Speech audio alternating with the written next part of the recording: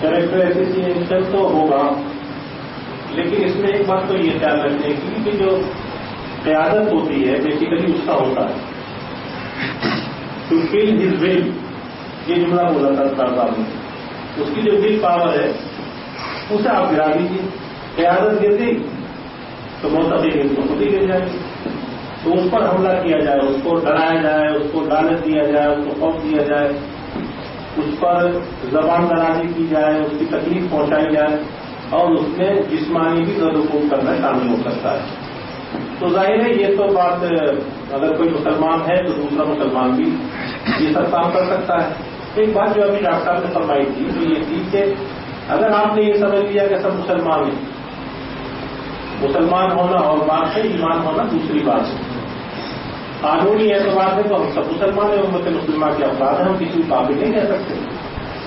لیکن حقیقتاً ایمان یہ خود ہم اپنے قلوب کا جائزہ لیں تو ہمیں خود محسوس ہو جائے.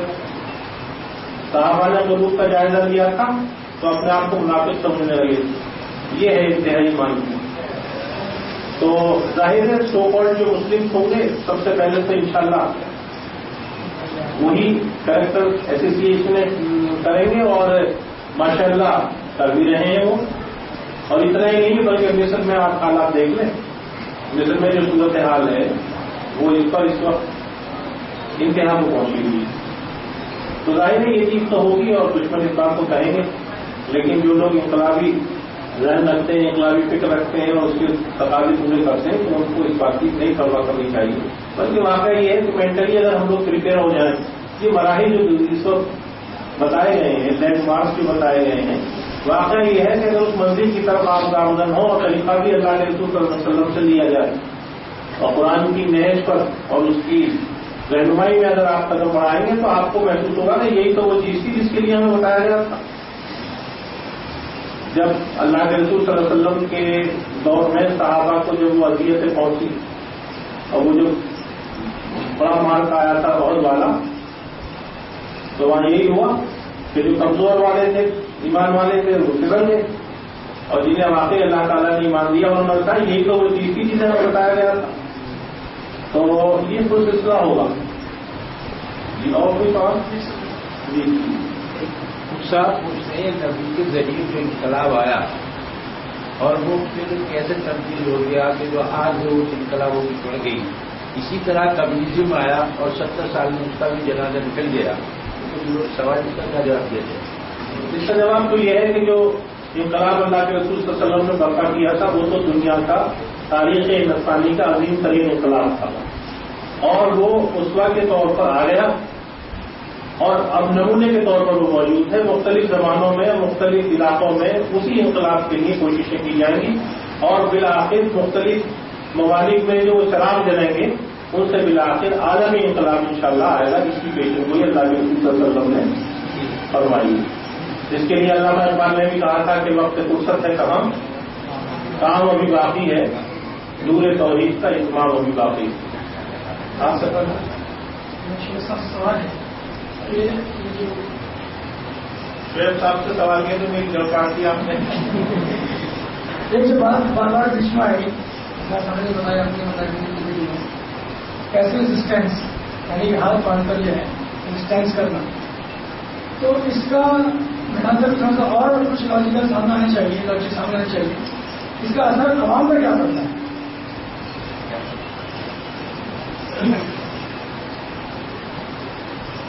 اس کا عوام پر یہ آپ نے پھر ریفر کر دیا مجھے. اس کا عوام پر یہ اثر پڑتا ہے کہ دیکھیے کچھ ہوتے ہیں لڑنے والے اور کچھ ہوتے ہیں پٹنے والے، پیٹنے والے اور پٹنے والے. باقی جو میجورٹی ہوتی ہے عوام کی میجورٹی ہوتی ہے، اکثریت ہوتی ہے، وہ سائلنٹ ہوتی ہے اور وہ ڈیٹیکٹ کرتی رہتی ہے کہ حق کہاں ہے، مظلوم کون ہے، ظالم کون ہے. تو بالآخر اس سے اس نتیجے پر پہنچتے ہیں کہ یہ تو ظلم کی انتہا ہوئی. پھر بالآخر اسی عوام سے ان لوگوں کے لیے جو حق پر ہوتے ہیں اور مظلوم ہوتے ہیں ان کے لیے ان کے قلوب میں ہمدردیاں پیدا ہو جاتی ہیں اور پھر وہی ان کے ساتھ کارواں میں شریک ہو جاتے ہیں. یہ ہمدردی کو آپ کچھ ڈاکٹر صاحب کا جو شروعات کرتا تھا تو وہی دوبارہ مطلب اچھا لگا، لیکن द्वारा कहते हैं फेस्टिव रेजिस्टेंस हुआ था। ये यहाँ मुझे कुछ ऐसा लगा जैसे ये अल्लाह के रसूल के जाते ग्राम एक तरह का निकलता शब्द अकॉर्डिंग टू कुरान, क्योंकि कुरान ने सिर्फ एक तो डिफेंसिव वॉर के लिए कहा और एग्रेसिव वॉर वहीं पर बताया कुरान ने जहाँ पर मजलूमों पर कमजोरों पर जुल्म किया जाए और वहाँ पर जब वो लोग मदद के लिए कहें इस्लामी निजाम से मदद की गुहार करें कि बताया जा रहा है और आगे हमें वो करिए, तो वहीं पर इस तरह का मेरे समझ में आया कि छोटी छोटी टुकड़ियाँ भेज कर लूटपाट वाला जो सिस्टम जो होता है ऐसा मेरे गैर पुरानी लग रहा मुझे। बाकी बाकी तो बढ़िया रहा, लेकिन ये जो एक्टिव वाला जो है ना ये समझ नहीं आया। असल में एक्टिव वाले में चूंकि एक्टिव होना पड़ेगा, इसलिए वो बात जो है जरा तो देर से समझ में आएगी। और दूसरी इसकी वजह ये है कि हमारे जो सीरत निगार हैं उन्होंने भी अल्लाह के रसूल सल्लल्लाहु अलैहि वसल्लम की जो इनकलाबी मुहिम थी, जो इनकलाब था, उसको अपोजिटली नहीं लिया है, मतलब माजरत काटना लिया है। ये बात इस तरह समझ में आएगी कि जिहाद के ताल्लुक से जो आज बातें की जाती हैं उसमें ये बात कही जाती है कि इस्लाम ने तो जिहाद ऐसा नहीं कहा है, बल्कि ये कहा है कि अगर कोई मारे पीटे और तुम्हारा जुल्म जाती करे तो जवाब में आप तलवार उठा सकते हैं, लेकिन आज खुद जो है वो इस्लाम नहीं कर सकते। वो जो एक्टिव वाला पार्ट है उसको हम इस्लाम कह सकते हैं। तो इस्लाम के माने ये है कि आपने, मुझे तो बड़ा खुशी हुई कि वो पैरसी वाला आपकी समझ में आ गया, शुरू में तो पैरसी वाला नहीं समझ में आ रहा था, तो जब पैरसी समझ में आ गया तो एक्टिव तो बहुत जल्दी समझ में आ जाएगा। उसकी वजह यह है कि कब तक पिटते रहेंगे, कब तक पिटते रहेंगे, तो पिटने के लिए पॉलिसी है, खुद कुरान में ही पॉलिसी बता दी गई, वो एरिया को अपने हाथ रोके रखो, और जब एक मुअतबर तादाद आपके पास हो जाएगी तो आप पिटने के लिए सुनाइए। आपको मुल्क को पता करने के लिए, मुल्कों को पता करने के लिए, तो उसका स्टार्टिंग क्या होगा? उसका स्टार्टिंग ये है, अल्लाह के रसूल सल्लल्लाहु अलैहि वसल्लम की जिंदगी में मिलता है कि आपने फिर वो जो इक़्तिदार था, वो जो दुश्मन था, उसको छेड़ा,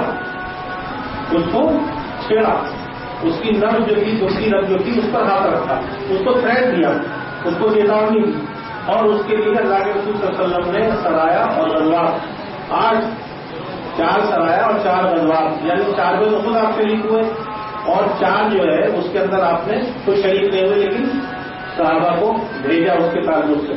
उसका मतलब ये था कि हम आपकी खैरियत पूछने वाले हैं, आपका मिजाज पूछने वाले हैं। अब अल्लाह का शुक्र है, हमारा एक मोतबर तादाद भी है, डिसिप्लिन भी है, नज़्म भी है, लिहाजा अब हम इस काम को आगे बढ़ाने के लिए हम वो कदम उठाने वाले हैं। तो वो कदम जो है उसमें यही है कि आप उसको इक़रार करेंगे और उस पर छेड़ेंगे उसको। देखिए ये तो बहुत बड़ी बात है अल्लाह के रसूल सल्लल्लाहु अलैहि वसल्लम की। मैं आपको आपके मुल्क से मिसाल देता हूँ तो अच्छी तरह समझ में आ जाएगी। देखिए पैसिव जो कैरेक्टर था, ये खुद आपके मुल्क के अंदर जो तहरीक आज़ादी थी उसके अंदर यही इख्तियार किया गया। उसके अंदर ये किया गया कि बस खामोश रहेंगे, हम एहतजाज करेंगे लेकिन खामोश रहेंगे, पुलिस मारती है तो पिट लेंगे, जेल डालती है तो चले जाएंगे, लाठी पटकाते तो गिर जाएंगे, लेकिन कुछ नहीं करेंगे। एक मरतबा बिहार के अंदर चोरी चौरा एक जगह है, चोरी एक जगह है, वहां पे लोगों ने जवाब दे दिया इसका। एक पुलिस चौकी को जला दिया, 2-3 पुलिस वाले मार दिए, तो फौरन गांधी जी ने उसको वापस ले लिया। अब मैं ये एजुकेशन नहीं कर सकता क्योंकि तुम एक्टिव हो गए, लिहाजा मैंने तो पीसफुल के लिए कहा था, पैसिव रेजिस्टेंस था, तुमने एक्टिव रेजिस्टेंस शुरू कर दिया। लेकिन उसके बाद देखिए खुद गांधी जी ने एक्टिव जो वो था प्रोसेस उसको शुरू कर दिया। कैसे शुरू किया? खादी पहनेंगे। अभी कोई बात है, खादी पहनेंगे। खादी पहनने का मतलब था उनका जो इकोनॉमिक जो सिस्टम था उसको चैलेंज कर दिया।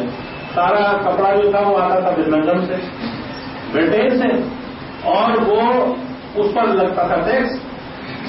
तो अब आपने उसकी इकोनॉमी जो थी उसको चैलेंज कर दिया और ये कहा कि हम सूद काटेंगे, चरखा काटेंगे और खादी पहनेंगे। इसी तरीके से आप देखिए कि नमक जो था, नमक आता था वहां से उस पर टैक्स लगता था। ब्रिटिश हुकूमत जो थी उसको उससे बहुत बड़ा फायदा था, इकोनॉमी जो थी उसको। गांधी जी ने उस इकोनॉमी को चैलेंज कर दिया और कहा कि हम तो साबर जाएंगे, साबर वहां से परमात्मा का नमक है, परमात्मा का पानी है, वहीं से हम वही निकालेंगे नमक आंदोलन सुना होगा आपने, नमक आंदोलन, ये उसको चैलेंज करना था। ब्रिटिश हुकूमत जो थी जिसका सूरज जो था वो ग्रुप नहीं होता था, اس کو چیلنج کیا اس خوبصورتی کے ساتھ. تو یہ جو اقدام ہوتے ہیں ریولیوشنری، یہ وہ اسی طریقے سے آخری بات سمجھ لیجیے اور ذرا غور کیجیے تھوڑی دیر کے لیے کہ وہ بدر کی جو جنگ ہوئی اس کی وجہ کیا تھی؟ جب مشرکین آئے تھے لڑنے کے لیے، جب کفار نے حملہ کیا تھا مدینے پہ، کیا بات تھی؟ قرآن میں آئی بات کہ دیکھیے 2 چیزوں میں سے تمہیں ایک مل جائے گی. ایک تو ہے قافلہ آ رہا تھا 3 طرف میں بگاڑا پڑے گا، لیکن اس قافلے کے اندر سارے سرداروں نے مل کے پیسہ لگایا تھا اور مدینے کے خلاف اس کو استعمال کرنا چاہتے تھے. وہ جو ہتھیار آتے اس پیسے سے وہ انہیں کے لیے پا رہے تھے، لیکن باہر انہوں نے کچھ نہیں کہا. وہ تو قافلہ بچارا جا رہا تھا، جب یہ پتہ چل گیا اس کو تو معاملہ گڑبڑ ہے تو اس نے تو راستہ بھی بدل دیا. اچھا، اللہ کے رسول صلی اللہ علیہ وسلم نے صحابہ سے مشورہ کیا کہ ایک طرف تو مشرکین آ سکتے ہیں جنگ کے لیے مکے سے، اور ایک طرف جو ہے یہ معاملہ ہے کون سا؟ قافلے والا، کہ قافلے کی خیریت پوچھ لی جائے. کیوں کہیں گے کہ یہاں سے گزرے اور آئے بھی نہیں پوچھنے کے لیے. تو صحابہ نے بھی سوچا کہ ہلکا معاملہ تو یہی ہے کہ مال یہاں زیادہ ہتھیار بھی ہیں اور آدمی کم ہے اور اس سے تو بالکل مسلح جنگ ہوگی مکے والوں سے. تو انہوں نے بھی کہا، لیکن اللہ تعالیٰ نے کہا کہ اللہ یہ چاہتا تھا کہ معاملہ جو ہے 2 اور 2 4 کی طرح ہو، لہذا اللہ کے رسول صلی اللہ علیہ وسلم نے وہ سلسلہ کیا اور اس کے بھی جواب میں آپ دیکھیے جنگ بدر ہوئی. تو آپ اس سے گھبرائیے نہیں. پیسو ریزسٹینس جس نے جھیل لیا، پیسو ریزسٹینس تو ہے اسی لیے کہ اس کے بعد پھر ایکٹیو ریزسٹینس شروع ہوگا.